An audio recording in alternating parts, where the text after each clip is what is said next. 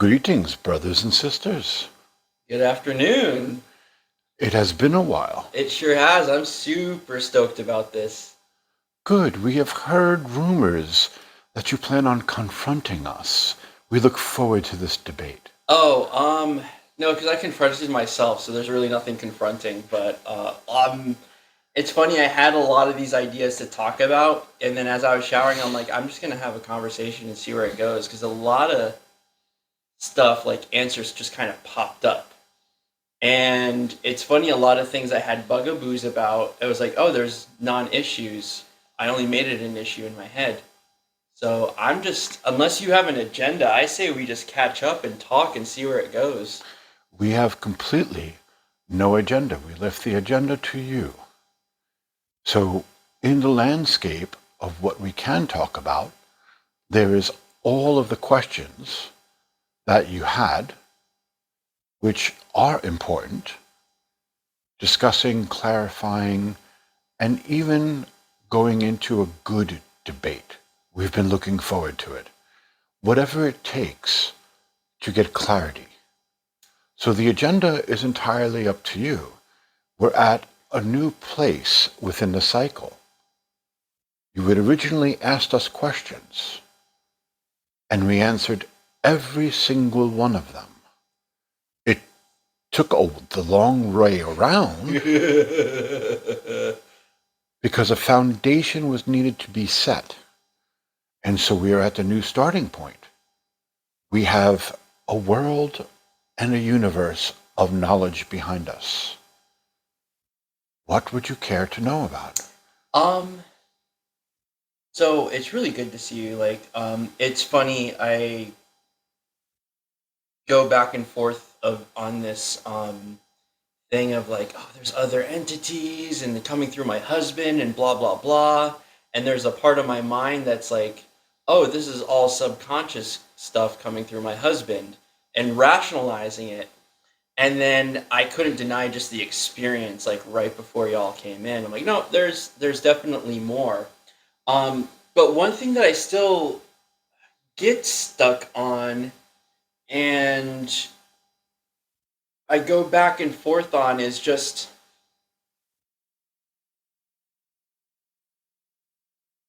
you say we are multidimensional beings, and there's a lot of talk of us being more than this body, looking through the peephole and focusing on this body, this personality, this set of conditioning that I call Monsour Dragon's Bane Majir.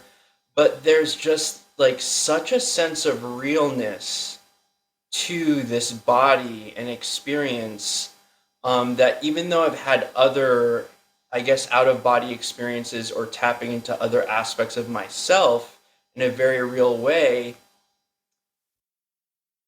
there's a difficult part of letting go of the, or accepting the idea of being more than this body.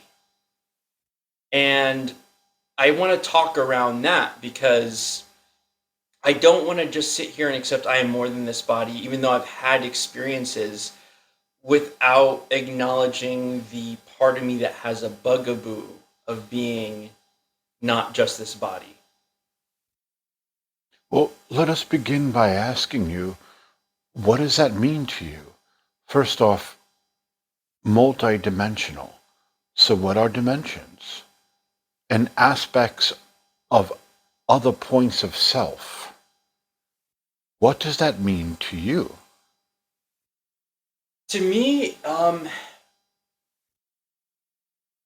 it's like when I step away from the daily hum of garbage of thoughts and emotions, and I'm able to step back, and it comes down to really like tapping into my body.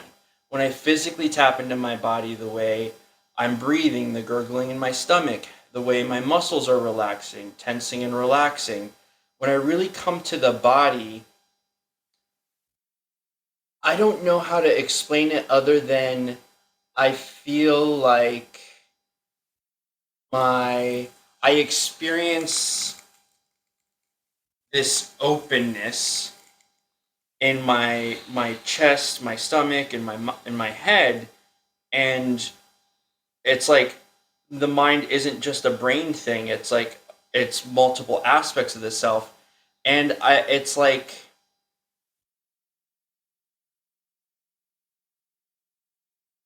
I guess changing the filter of the way I can perceive things. So when I'm in a really relaxed state of mind, I can kind of sit with the background subconscious stuff and let it come up and put things together, like things we've talked about, things I've read about, my daily experience. I can I guess go into a different dimension, if you will, of relaxing and letting those things kind of form and create new thoughts and new ideas that seem outside of Monsour, Dragon's Bane, Magier. And it seems like those are aha moments when I step away from the daily programming and the daily routine of my thoughts and emotions and allow this space to let new ideas come and join up and create new experiences, new ways of looking at things. So dimensions, I'm not traveling to a new place. It's like an opening up of myself to allow things to shift around, if that makes sense. It's very difficult to put into words. It's more of an experience that I'm having right now. And yes, that makes sense. Perhaps we should begin by us describing when we use the word dimension, what do we mean? So that aspect of yourself, going back to an example that's founded, that's grounded and already occurred. When you connected with Dan for that brief moment before the physical phone call, and there was that connection there, that flash, there wasn't a body, there wasn't thoughts, and there wasn't an emotions. It was just pure experience of you and Dan in a space. What that space was, you don't know. But within that flash was a transfer of knowledge, a sense of knowing, an experiencing of each other's energy. Do our words go off the point for you? No, that's pretty good. Okay. So that would be a different dimension. Now, not in the way that you use it. The fifth dimension, the sixth dimension, the eighth dimension. So different aspects of energy described. And now with modern terms, different levels of betterment depending on which dimension you're from. Because it shows you being more advanced. And while it's not directly said in such a term, the intention and energy that is being held when it is being spoken of, most certainly. It is like getting a brand new top model car if you're from a higher dimension. It is energetically no different. From auxiliary port to Bluetooth. So that aspect of dimensional work, put it aside. That is not what we're talking about.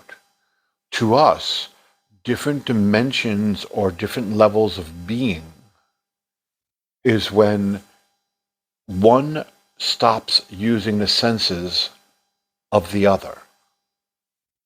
In that moment of knowing, there was no thoughts or emotions. There was only a transfer of energy, an experience, and a sense of knowing. One that was very accurate, was it not? Yeah, and it's more than knowing, it's a deep resonance. And that is when we say knowing, that is what we're describing. It's not two different things. Mm-hmm. Though the truth of the matter is, you can call it Shimalaya Hakanaya. I'll try to remember that. And it would be the same. It doesn't matter what you call it. because the words don't mean anything. It's the intention of what energy is being held within those words. So in that aspect, when you are in that place and you see part of yourself is not there with you, a new part of the self is, and you still exist, you are being, it shows the truth of what we have been demonstrating, which is that if something came and knocked out these two bodies, we'll use the Donnie Darko example. An airplane engine falls out of the sky and kills us both instantly.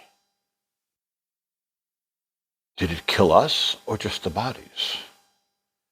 Would we retain awareness within that energy since we are no longer focusing through that physical vehicle? And the premise before you is that you already know that experience occurred and did not require a body, because none of the physical senses was used. You weren't hot, you weren't cold, there was no time, there was no thoughts, there was no emotions, there was no reaction to the energy. Hear that clearly.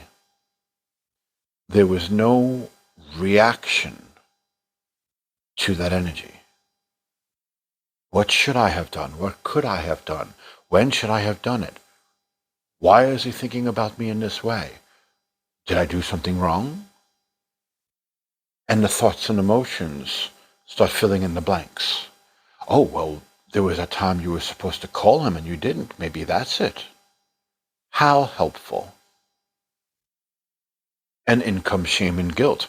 You have a pattern of doing that. Didn't your sister also complain about the same thing about you?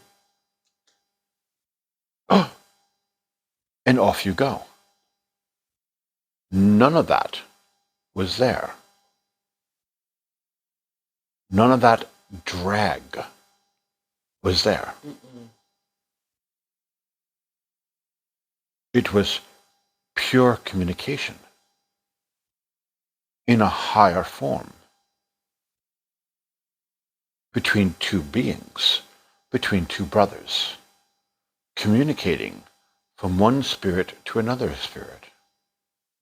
Again, demonstrating the truth to the teachings about what you are. No words were required. None were used. No thoughts and emotions occurred. No sense of time. There was no I. There was no he. There was we. In an exchange of knowing each other's energy. And you can shift the words around as you please. But the intention still remains the same.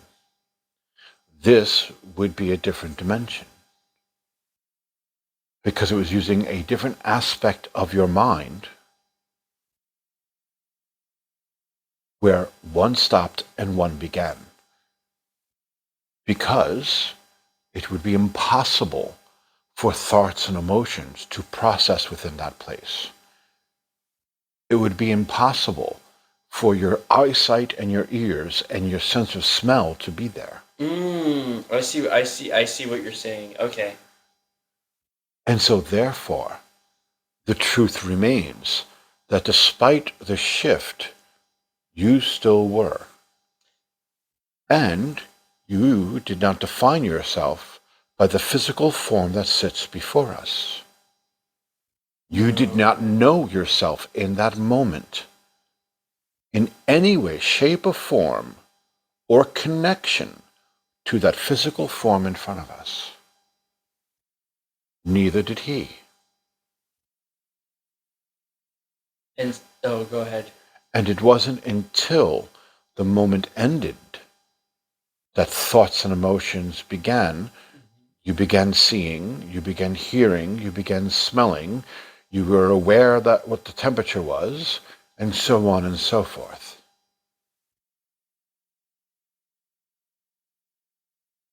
That would be a great example of a shift into another dimension. But here's the point, and we want to make this clear, because everyone assumes you must go to this dimension, like it's layered jello with cream one after another laying on top of each other, that you must travel to, like a giant jello mold that God created.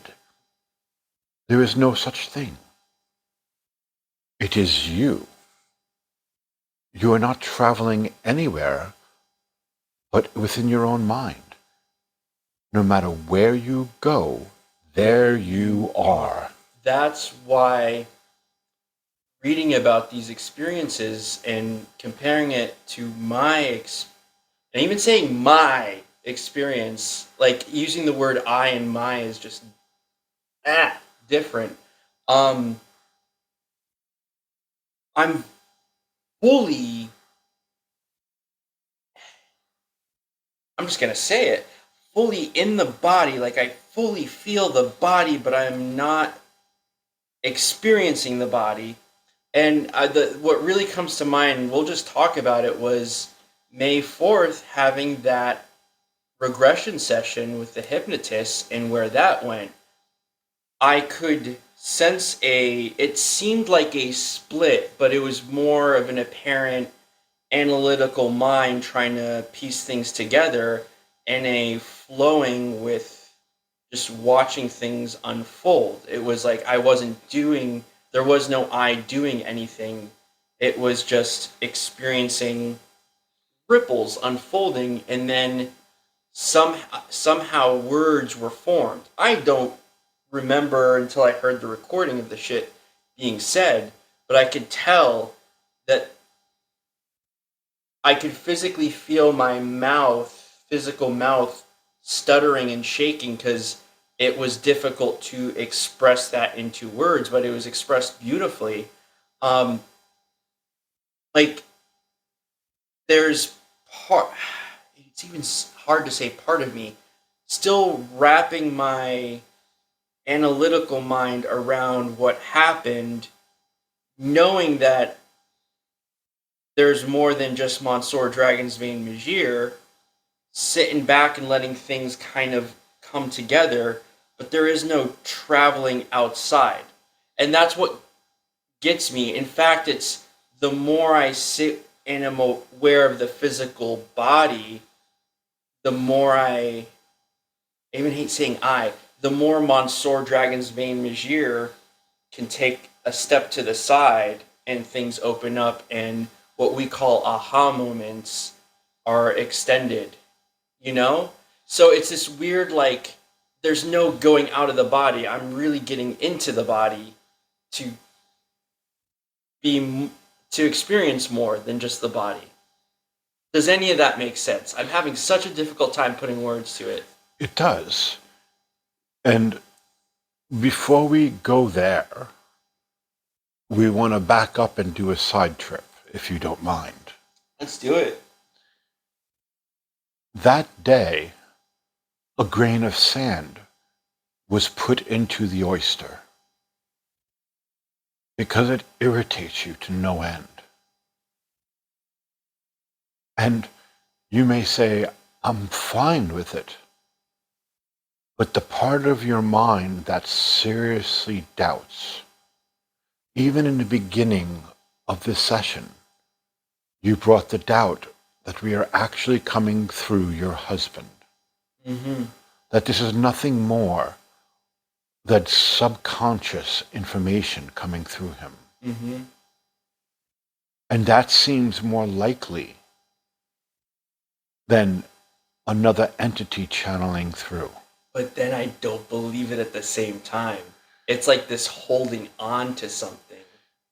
And therein is what we're talking about. Holding on.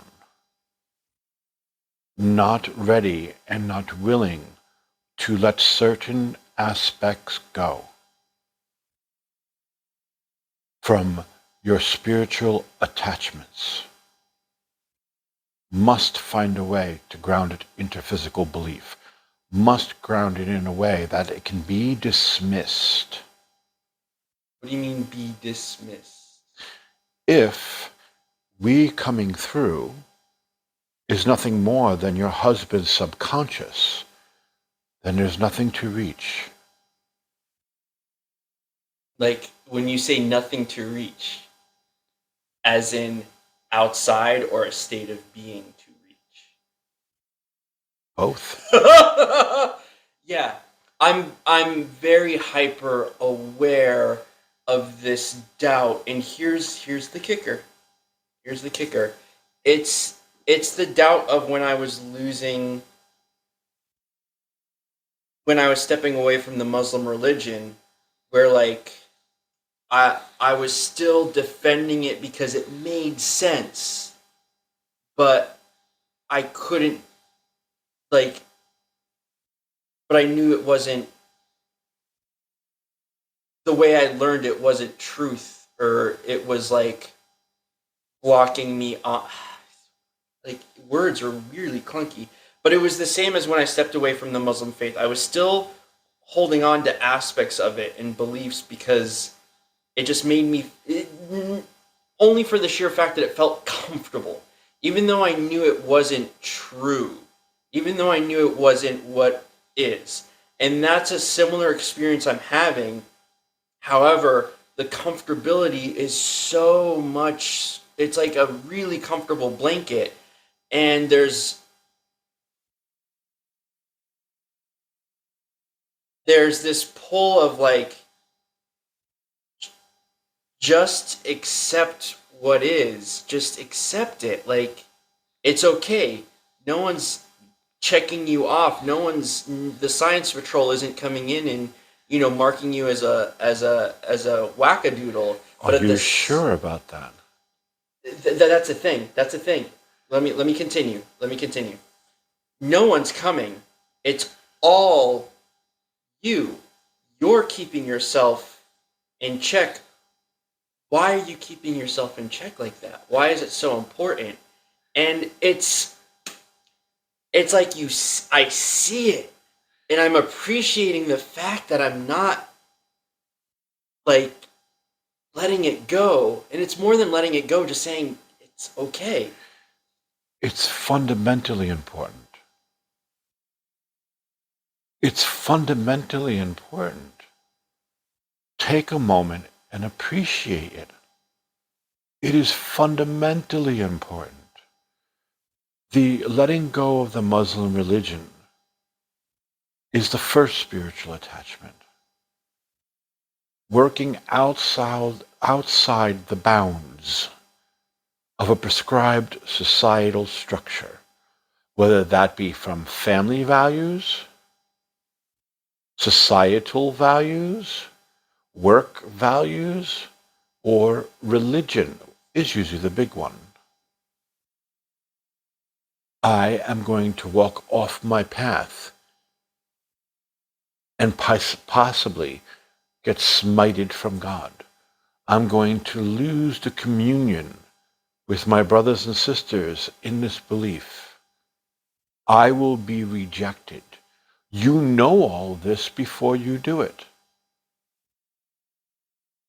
And as you said, you don't want to give up the comfort. You know it's not right for you. For you.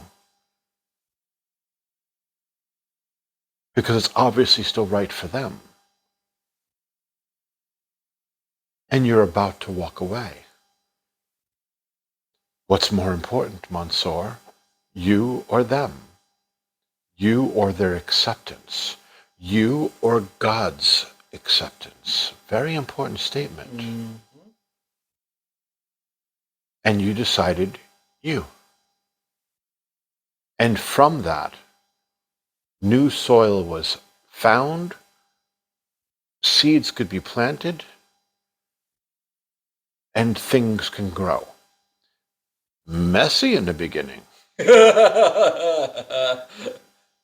Your sexual tendencies of coming out was as graceful as a bull in a china closet. Closet, a china closet. Okay, yeah, that's good. It was condensed. And yes, the double entendre is implied. The things you guys say is so layered, and I love it. As I listen to the recordings, like, oh, they're saying a lot of little things. Now we get into the second spiritual attachment, and the scientist rejects. The part of your mind grounded in such logic. Because to experiment and play is one thing. To dedicate with belief and let reality shift is something else entirely. I am letting go. Notice we use the word I with total comfort. You should too, because it will switch from I to we. You don't need us worry about us pulling a Mickey if you say the word I.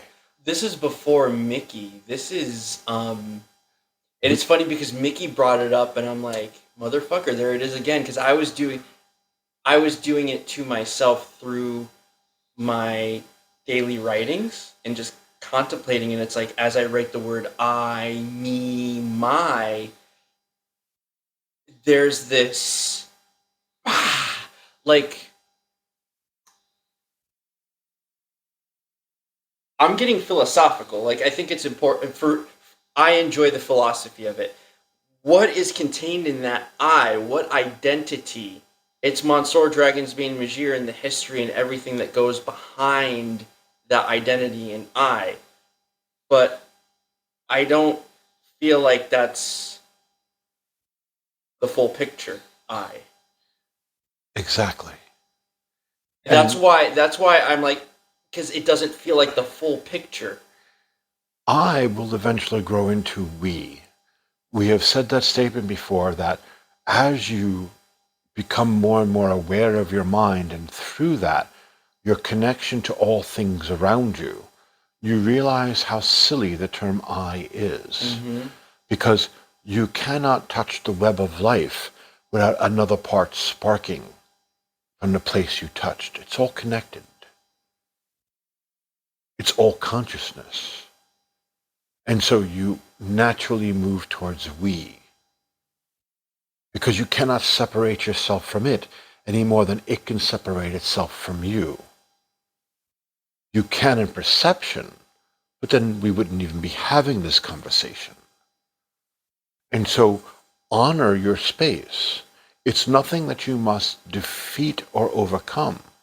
It's natural birthing pains, which is you addressing the scientist that you are, and in that is a philosophy, one that you've spent great time and energy building, clarifying, and sharpening as a tool. And so to look at it and now put it aside as a child's toy because it no longer entertains is a big ask, is it not? There's a lot of fear. That fear talk, I listened to it like 6 times in 2 days. There's a lot of fear painting every fucking aspect of my lenses. And there's, as you're talking, I'm appreciating the amount of fear in setting that aside. It's a lot of fear. And that's what's blocking your perceptions to begin with. Listen to yesterday's lesson about the room and the walls that block you, that you create, and re-look at that fear again. Yesterday's lesson. Our son did not tell you, he channeled. Okay. It's on the website. Okay. YouTube. Apologies. Ready to be watched. You know it's 2023 when Spirit talks, a channeled entity talks about YouTube. Like, subscribe, and Click the bell for notifications. So there is a lesson in there of being in a room and you create the walls. Because within that sense of safety, you block out anything that's on the other side of the wall. But it's your own energy empowering the walls with your fears. Listen to that lesson and relook at that fear you're observing once more and recognize it for what it is. That being said, this is all about the second spiritual attachment. And the communion that you're looking for cannot begin until that is resolved. You can have moments, certainly, but maintaining it in a stable connection, there has to be that clarity. It took our son a long time to be able to stand in front of people and say, I am a channel, and not feel like he just said, I like getting dressed up as rubber duckies and having other people have their way with me. Woof. Okay. For the viewers at home, the second spirit, it's been a while since I listened to this, but the second spiritual attachment is pretty much like a one level abstraction of the first spiritual attachment, in that there's a this buying into a spiritual hierarchy of having to check lists and purify yourself to get to a certain point. Correct? Correct. Yeah. If you want to elaborate for viewers at home. It is looking at yourself as less than us, Mm-hmm. and not recognizing by the truth within that we are equals. Differences in awareness of consciousness, not differences in worth. Because there's experiences I have that you cannot have. You may have had, but there's like I'm appreciating those moments of just woof revelation that I have, and it's like a full body experience, and I'm like, I guess this is something spirit can't have because they don't have the full body experience. It's more than just your body. Those experiences are more than just your body, but it does come through the body, which is the point of the journey, is it not? We're back to where we started. Yeah, but is it also the breaking of barriers that we set for ourselves? Because for me, like, part of that, whoa, that aha is I realize the barriers I set up for myself, or the blockages that I set up for myself, where that comes from the conditioning and the growing up and trying to connect through acceptance. I create these blockages, these barriers, and part of the fun is being able to like break them down and like, oh, I'm still here, I'm okay. That's part of the rush. Exactly. It's what's in it for you. It is the point of the journey. It is the point of the physical form you took before you. Because in that moment, what is on one side of the door is looking back at what's on the other side of the door, and they meet eye to eye and see each other. Let's go into that, because that was one statement in I forgot which lesson it was. You talk about it, and I listened to it 7,000 million times. I'm like, what are they talking about? We talked about that throughout the first set of lessons of conversations with you. So we believe lessons 1 through 5, though it may have gone on for mentioned, but more seriously, 1 through 5, and within the book you've read. So there's different variations of where the energy is coming from.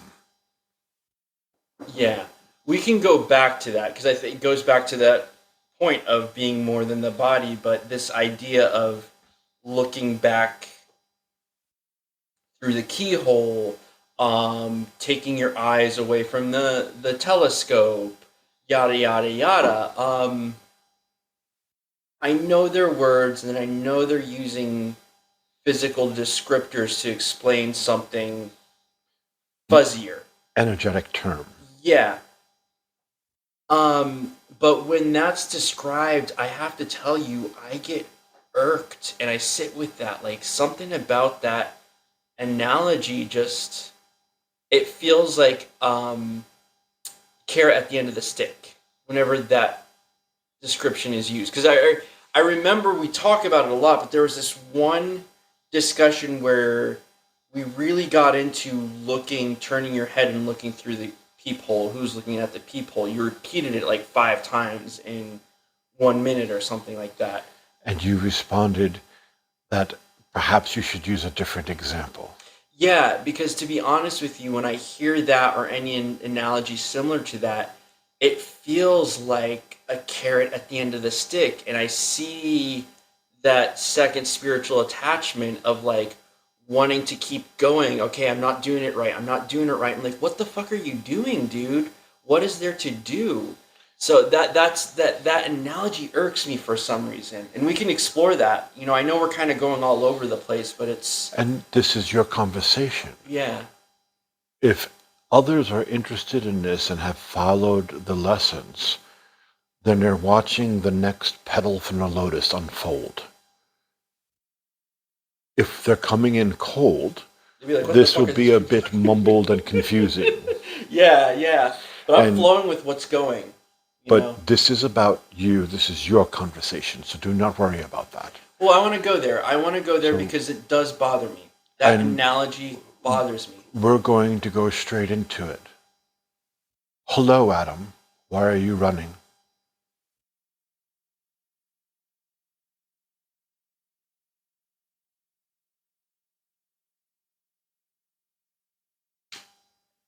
You know, I want to say like, fuck you, dude. I'm sorry. Notice, but it bothers me. Of course you do. But understand what we just said. Hello, Adam. Why are you still running? I'm not good enough to look back at the peephole. I'm not good enough to turn my head away from the telescope. Because you don't trust God. Period. Does this have to do with that whole scientist checking off the checklist? It has to do with many things within the emotional body. Many things. So you can't, unless someone is towards the end of their path, you can't really condense it down to a canned good to shop for. It's not that specific. It usually has many layers and flavors and textures from a collection of lives and things that you were taught that have emotionally stimulated you for that reaction of... Yeah, and I want you to know I am reactive. This analogy and what's being said is reactive, and I want to explore it. And I apologize ahead of time. I'm not attacking you. I want to get to this. We are fine. I want to put it out there for that this isn't trolling you. I'm not just going to accept it, you know? Healing is messy. Healing is messy. Everyone loves to focus on the parts where you're uplifted and you feel the grace. They say that is healing. And we say, no, it is not. That is the result of healing. That is the side effect of healing. Sitting with you in your mud puddle and showing you you're not stuck like you think you are in that morass and smiling and having a conversation. In all of that nastiness is healing. That is doing the healing work. The grace that comes from it is the result of the work. And what people avoid is the work. They look at the puddle and say, I must be positive. Positive about what? You can't even face that you're stuck in a mud puddle. You cannot even be honest with your feelings and thoughts about it. How are you going to clean your emotional body of content from a collection of lives if you can't be honest about what's there in the gulf that exists? So you sit and you wait for the grace to come. God does not come in an Uber. You must go to it. But the first step is recognizing where you are so you have a location to start from. And that intensity was not directed towards you. That was towards the group mind. Wake up. Put the childish toys away and take responsibility for your mind. You are missing a grand opportunity with games that lead you nowhere. And yes, eventually you will get it. But are you really enjoying waiting? Are you waiting to get it? Or are you waiting for an Uber from God? Mm-hmm. There's a difference. Take responsibility. So, healing is messy. So don't worry about being a mess. Let's explore what's there. We said, Adam, why are you still running? There is a natural response that everyone, if they're going to be honest, will have towards anything that is of that type of nature. How dare you direct me? How dare you want something from me? How dare you have expectations? I am in charge.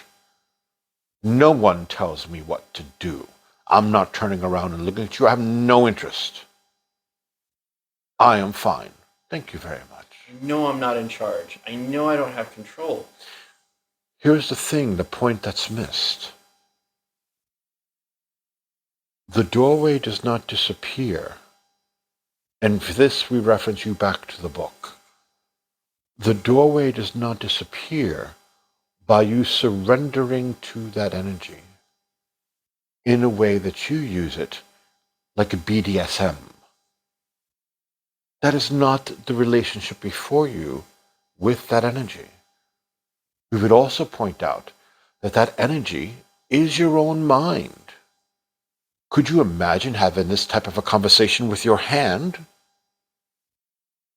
and rejecting your hand because it would be less of you to accept that it's attached? I know it's there. I know it can grab. But if I acknowledge it, it's going to want expectations I'll be less than. So I'll ignore it and not move it. Because you don't exist. But you see that I'm so identified with the hand. I'm asked. Let's use that example. I'm so identified with the hand, Theial. I'm so identified with the hand, but at the same time, I know I'm not the hand, and I'm at this crossroads, and it's like I'm giving up the idea that I'm the hand. I am, but all I know is the hand. And don't rush it. This goes back to what we said previously, but we never got to finish the statement. That experience when you were hypnotized was a grain of sand being put into the oyster for a pearl to be formed through irritation. Because what occurred to you, for you, cannot be explained. It can't be explained. You don't know how to explain it. You don't know how to have a settled answer about it.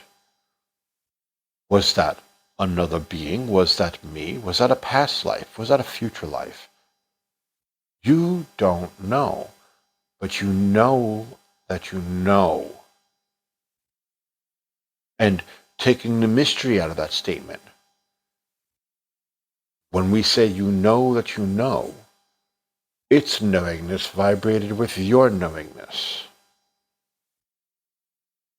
And we don't say it as a separate entity. Thank you for clarifying that. We also don't say it as not yourself. We're not going to tell you what it was. Mm-mm. Because that's the point of the grain of sand. The scientist must make peace with this. And it's driving you mad.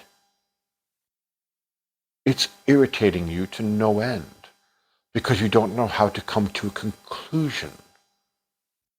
You don't know how to make it peaceful. Oh, fuck. And that... I went through this whole thing where I was, like, really writing about how much trouble I get into by drawing conclusions and needing conclusions. And how coming to a conclusion really limits my experiences. And what you just fucking said, what the fuck, just hit me. Well, let us prove it to you. We'll put the example on our son so that you can see it outside of yourself first. He's talked before when he'll be in the middle of doing something, vacuuming the floor, doing the dishes, and all of a sudden it's like, ding! I see it clearly. Blah, blah, blah, blah, blah, blah, blah. And he just goes into this trance and just starts talking. And comes up to a conclusion of a problem that had nothing to do with the current state of events. Mm-hmm. It could have been from 6 months ago. It could have been from 5 years ago. But whatever it was, ding, it's done. And out it comes. And he's joked and said that part of my mind has been working on that, trying to make sense of it, trying to make peace with this. And that energy was just going in the background, like dedicated resources of a computer focused upon it, until he knows. And once he does, it's a settled issue. And usually something shifts and changes in his perceptions, in his current awareness of life, that allows him to manifest himself differently. Did the grand realization occur? No, a realization occurred, a piece of the puzzle. Fit into place. So, we now put this on you. There have been several times that you brought up the situation of the hypnosis event and then spewed out a new way, a theory of thinking of what might have occurred. But you said you don't try to figure it out. But yet, obviously, the brain is working on it. The mind is working on it within the level of perception that you are aware of, trying to make peace with it. And ding, you'll come to a conclusion. Say the conclusion. And then walk away knowing that's not right, I'm missing something. Mm-hmm. And you say, I'm not going to get this one, just let it go and go about my day. And then it could be a week, it could be a day, it could be months. Ding! And it comes up that has nothing to do with what you're currently dealing with. You are trying to work it out. Resources are dedicated to that energy. And how could it not, with such an event occurring the way that it did? How could you not want to know? How could you not have to know?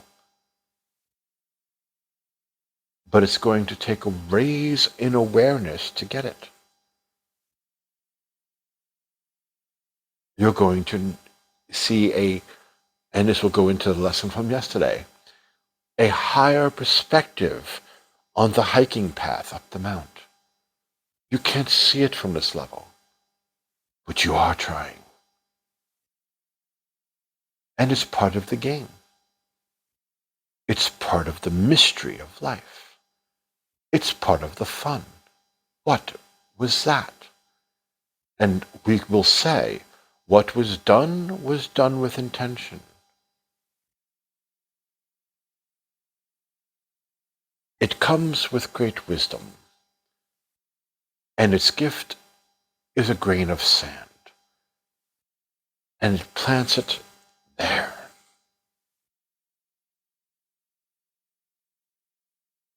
I'll see you higher on the path. It laughs as it laughter at the end. Away. Absolutely. And while talking about the ripples, what did it do? Planted the source of a ripple. Think about that. While giving a lesson on the ripples, it plants the source of a ripple within you. Here's the lesson in a personal way. One that you can't escape. One that you can't hypothesize. One that you can't philosophize about.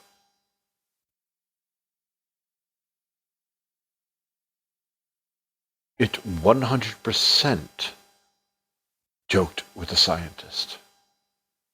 Oh, you want to run an experiment? Run this. And it gave me the answer. I got the answer. Chill the fuck out and laugh. And that is the point. Oh, and it's funny because it's a great joke. It really is a great joke. But I have to accept the fact that like a part of me is so pulled to it. And I'm okay with, because in obsessing over it and in contemplating it and tapping into it and listening to it again, I don't know, it's like re-sparked a zest in me to live. Like not that I was suicidal, not that, but I was like, okay, if I die, whatever. I'm like, there's nothing here in this life that's really pulling me. But this little trickster, this laughter, it just re-sparked a zest in my life. And it's given me so much zest. And I'm eternally grateful for that experience, because it really did it really made my decisions life or death. You know, I went down that spiral of addiction and all that stuff, and that was what motivated me to make the decisions I did, to take my life and myself and our lessons, everything seriously, has been that grain of sand. It's just given me such a drive. When I wake up each day, I'm like, I don't want this day to end. Like my morning walks when the neighborhood's quiet, it's my opportunity to play with that. Like I have this zest that I haven't had in decades because of that little fucking irritation. Okay, do us a favor and pause the video. You have to pee?